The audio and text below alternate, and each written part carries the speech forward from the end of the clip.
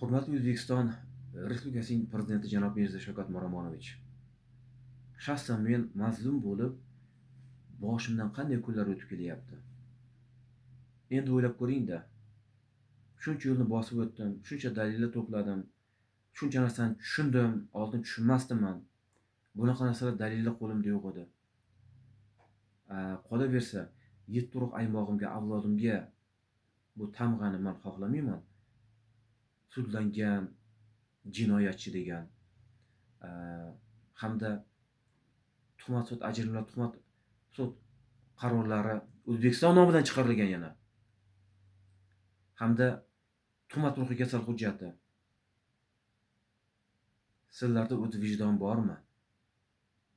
So'zimni qanday tushunasizlar? Menga uni ahamiyati yo'q. Agar sizlarda vijdon bo'lsa, so'zlarimni to'g'ri tushunasizlar hozir. Hurmatli O'zbekiston Respublikasining Prezidenti janob Mirziyoyev Shavkat Miromonovich. Nima uchun men prezident bo'lishga niyat qildim men? Даже maqsad qildim.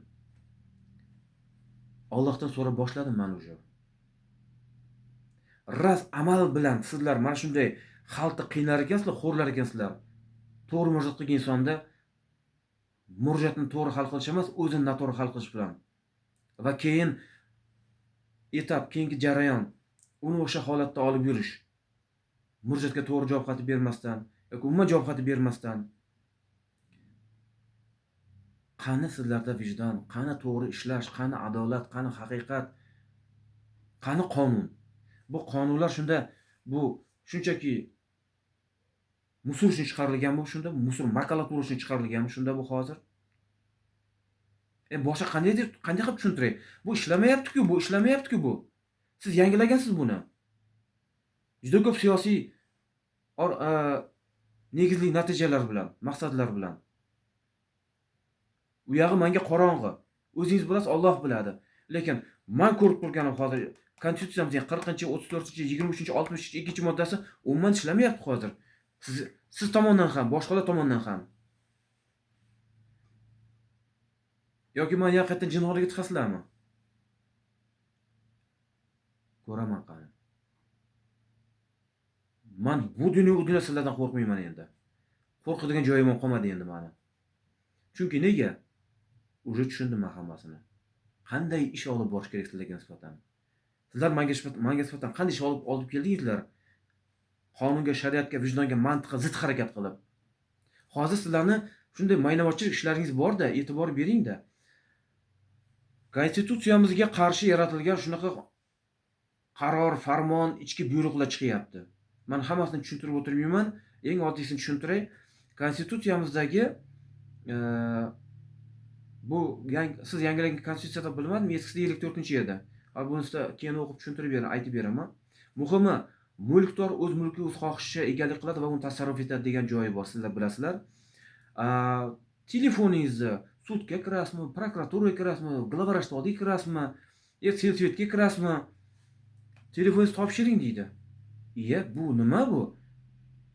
Ular telefonni qo'yib qo'yib, diktofonga yozadi ular. Syomka qiladi mana terrorizm bo'lim boshlig'i Murod degan 11-iyun 6-oy 2015-yili. Xonasiga olib kirib olib, diktofon yoqadi menga. Sizlar xohlagansiz qilaverasizlar-da, nima? Biz fuqarolar odam emasmiz sizlarga. Hamma joyga borganda ko'raman, hamma telefon topshiradi. Lekin sudlarda ham prokurorlar, sudyalar, advokatlar telefonlar yonida o'tiradi. Faqat fuqaronikiga kirmaydi. Nega? Fuqaro haqiqat ko'rsatish kerak emas.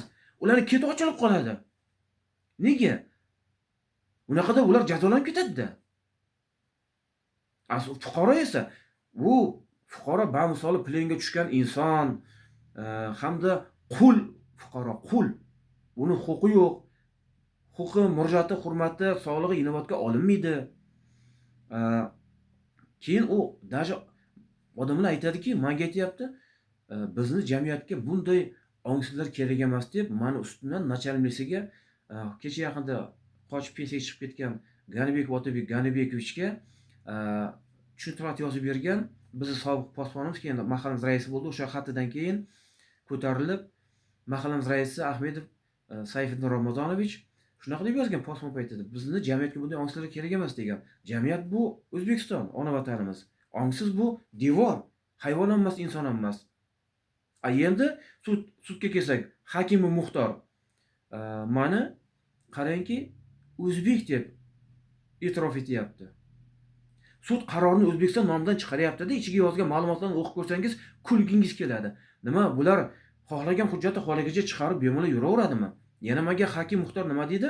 Apellyatsiya yozishga qarorni olgani kelganimda menga aytadi, siz yana deydi yozib, bo'rttirib, bir tuhmat qilib, yolg'on aralashtirib yozmang deb qo'limday qiladi menga. Men aytdim, mayli dedim. Avval olay qaror dedim. Qarorni oldim. Uyga kelib qo'ydim, o'qimadim men ham. Sirati kelib o'qimadim, qo'yib qo'ydim. 2 kundan keyin shunday qo'limga olib qarasam, tomosha qilasiz. Kulasiz, hurmatli O'zbekiston Respublikasining prezidenti janob Mirziyoyev Shavkat Miromonovich. Mani o'zbek degan, 4 ta farzandi bor degan. Qanday qilib qo'shib qo'ydi menga farzandlarni? Bitta farzandim bor, Hayot. Hozir bu qizim 2006-yili 30-yanvarda tug'ilgan. Rahmatli prezidentimiz Islom Abdulaziz Kariyevning tug'ilgan kunida tug'ilgan. Bitta farzandim bor hozir. 4 ta farzandi bor deb yozgan. Yana boshqa ma'lumotlar. Bular qarorda shunchalik chiqaradiki bular. Otvor fuqaroki deydi. Xullas kelam borki, hammasini ko'raman, yig'ib kelyapman, tomosha qilib kelyapman. Bularning hammasini borki, prezident bo'lib hal qilmasam boshqa iloj yo'q ekan. Inshaalloh men baribir prezident bo'laman. Allohga tavakkal qildim. Alloh hammasiga qodir. Siz yoki men emas, boshqalar emas. Hurmatli O'zbekiston Respublikasining prezidenti janob Mirziyoyev Shavkat Miromonovich, sizning ish faoliyatingizni tashqaridan ko'rib o'rganib ham tushundim men уже. Nimalar qilyapsiz? Bu gaplarim og'ir botmaydimi? Meni vijdonim to'g'ri tushunsangiz xursand bo'lardim. Meni inson deb bilsangiz. Yo'q, sen inson emassan, hayvon emassan. O'sha Ahmed Saifdan Ramazoncha aytgandek, sen devolsan, bizning jamiyatga senday ongsilar kerak emas deydigan bo'lsangiz, xohlagan fikr bilan xohlagan hujumni qilavering menga qarab. Yo'q, agar inson bo'lsangiz, vijdonli bo'lsangiz, qani menga telefon qiling, men inson bo'lib dardimni aytay sizga. O'zi dard eshitadigan prezidentmisiz yo dard eshitmaydiganmisiz? Siz bilan uchrashingiz sizning hayotingizga xavfli bo'lsa, telefon orqali qilish sizga malol bo'lsa,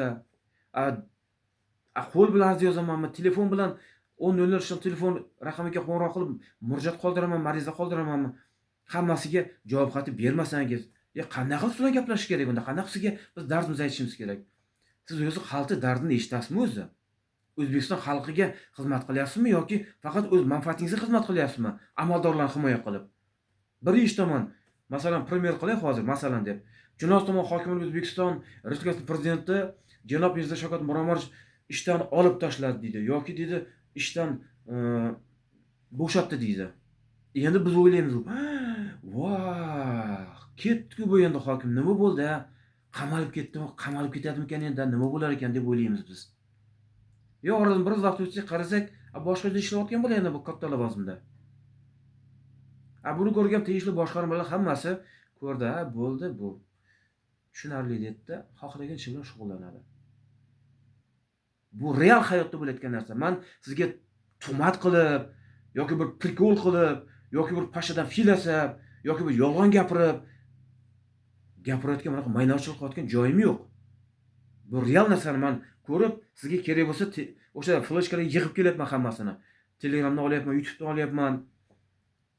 Hamma joydan olib yig'ib kelyapman men. Menga o'xshagan insonlar bunaqa mayda katta detallarga befarq bo'lmaydi. Bilasizmi, inson taqdirini, hayotini mana sud qarori bilan nuqta qo'yish qo'pollikda belgilangan. Sud qarorisiz bu narsa deyish, jinoyatchi deyish ham, boshqa narsa deyish ham mumkin emas. Lekin nimalar qilyapsizlar hozir? Qonunlar shunday chetda qolib ketyapti-da. Hamma ishini to'g'ri olib borganida, men bunaqa dardli, bunaqa murojaatli so'zlar bilan sizga qarab yo'nalmasdim men. Sizga murojaatimni yo'naltirmasdim men. Sizga yuzlanmasdim men bunday qilib. Xullas kelam, umid qilamanki, meni to'g'ri tushunasiz. agar inson bo'lsangiz. Men inson deb bilaman, lekin qilgan muomalangizni ko'rib, men yanada yaqqol tushunaman. Men sizlarga inson bo'lib murojaat qilyapman. Biron bir jinoyat qilmayapman, suiqasd yoki bir narsa fitna uyushtirish yoki bir qanaqadir qonunda aynalib o'tmayapman. Yolg'onchi, tuhmatchi bo'lib. Ya bo'lsam qanaqadir variant izlab boshqa yo'l bilan sizlarni oyoq osti qilmayapman. 12 yildan oshiq vaqt mobaynida erinmasdan kecha kunduz yozdim xatlarni. Bir 200 kilo bo'ldi borib. Arizam, adolatsiz javob xatlari, tuhmat sud qarorlari va javob xatsiz qolib kelayotgan arizalarim hammasini yig'sa hozir.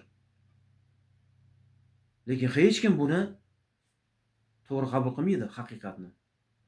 Olib borib Chinoz tuman ichki ishlar xodimlari meni tuhmat bilan 2 yil 8 kunga Tosh turmaga jinnixonaga tiqqan paytida hujjatlarimni olib ketib, olib borib tomosha qilishgan.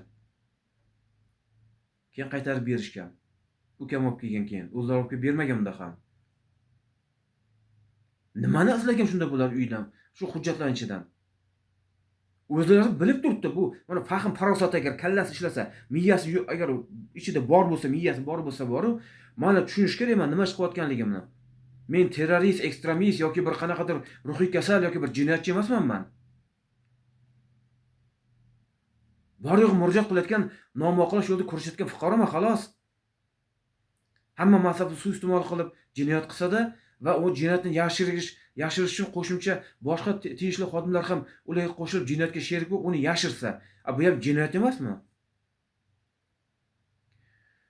Xullas kalom, aytaversam juda ko'p haqiqatlar bor.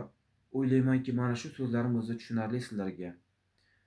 Iltimos, men nomuvofiqlashimga yo'l qo'yib bering. Qarshi turmaydilar, sizlar, tegishlilar.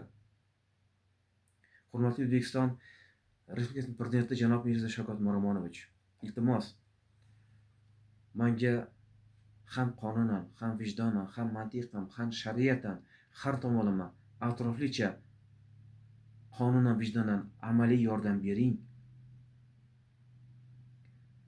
Aks holda men bundan ham ko'proq darajagacha boraman.